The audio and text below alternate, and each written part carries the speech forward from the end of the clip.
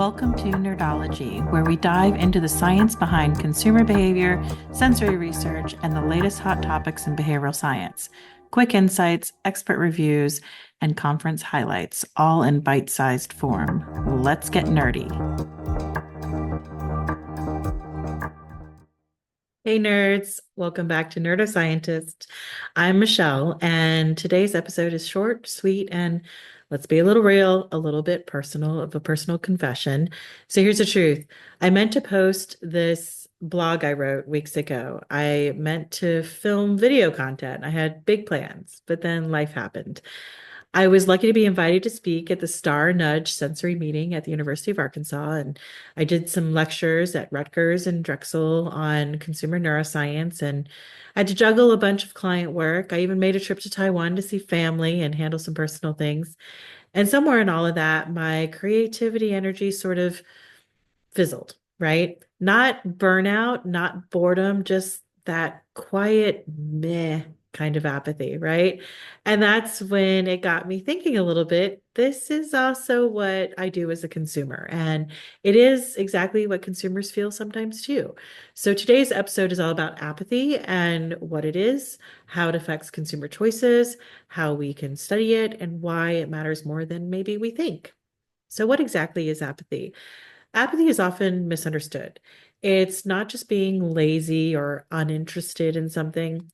It's a subtle lack of motivation, that emotional blah zone where something doesn't feel important enough to actually act on.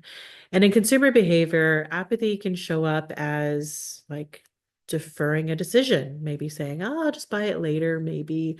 I do that a lot when I'm like shopping online. I'll put it in the cart and then I don't actually buy it, right? Going with something that's just more default.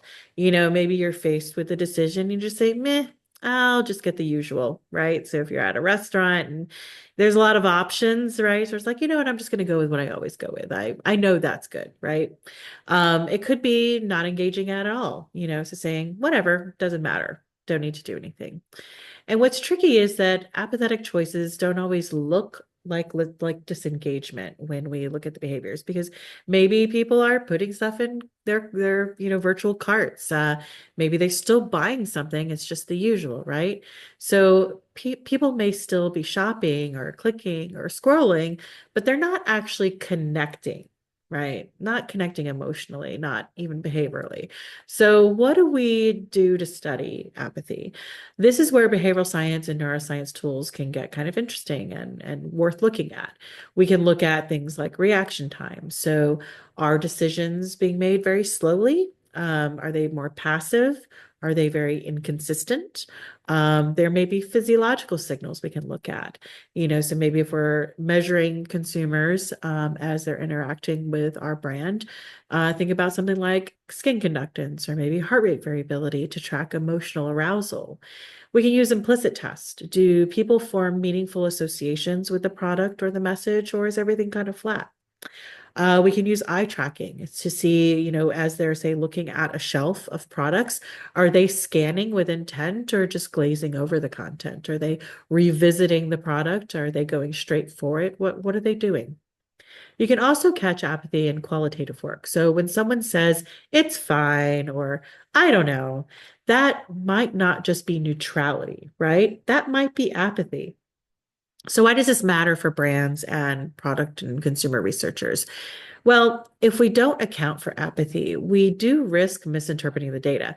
We might assume that a product is just okay when really it's not breaking through emotionally. And if we want to drive behavior, we can't just focus on likes. We need to spark meaning. And so that means designing experiences that feel personally relevant to the consumer. We need to reduce friction and really think about decision fatigue in the consumer experience. We need to be reintroducing emotion, surprise, or even delight into the journey. And this can be, even when you're thinking about like a face cream or something, like having some sort of surprising, delightful experience with the product that just kind of acts as a highlight and brings people back. So here's my takeaway. Apathy isn't a dead end, it's a clue. It tells us where attention and emotion are lacking and where we have maybe an opportunity to re-engage with our consumers. So for me, getting back into the blogging and the podcasting is a little bit of a small rebellion against apathy. For consumers, maybe it's a reminder that even with the tiniest spark of relevance, of connection, of meaning, can really get things moving again. So, thanks for listening to this quick episode. If you've ever felt stuck in an apathy loop or you've maybe seen it in your consumer research, I'd love to hear about it. Shoot me a message, drop a comment, or just sit with this one, right? Sometimes awareness is the first step out of the meh. So, catch you next time, nerds.